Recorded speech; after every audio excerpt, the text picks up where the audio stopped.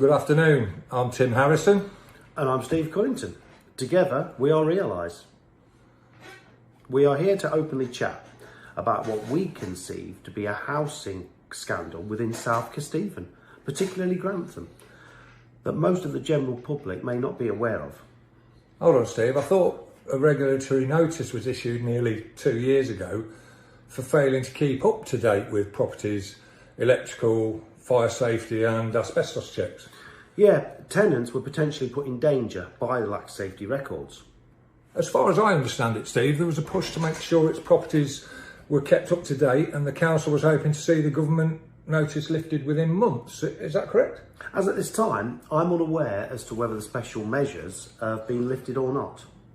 But your recent experiences would suggest that if they have, they need to be reinstated, or if they haven't, they really need to be adhered to. Come on, mate. Tell me a bit about what you've seen for yourself in recent weeks. Well, Tim, what I've seen in recent weeks would shock you. It would shock you. Go on.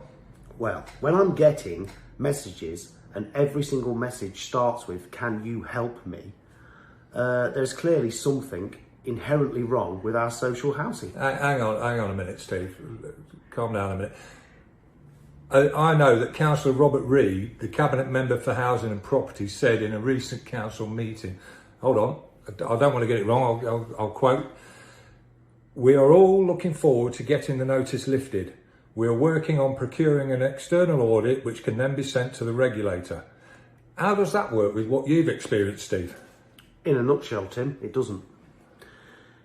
If the appalling conditions of the houses I've been asked to visit and write reports on is indicative of an improvement, then I dread to think what it was like before. In the middle of a cost of living crisis, residents are being told to deal with mould by opening windows whilst the heating's on in winter. Get away, mate. That's like a Monty Python sketch. Tim, I only wish it was. It's anything but funny. It's heartbreaking. When I see damp readings and mould spread as high as I have, it beggars the question as to how it ever got that bad in the first place, given that residents tell me they've reported it on previous occasions. Hang on, Steve, we're running short of time here and this needs looking into further and further discussion.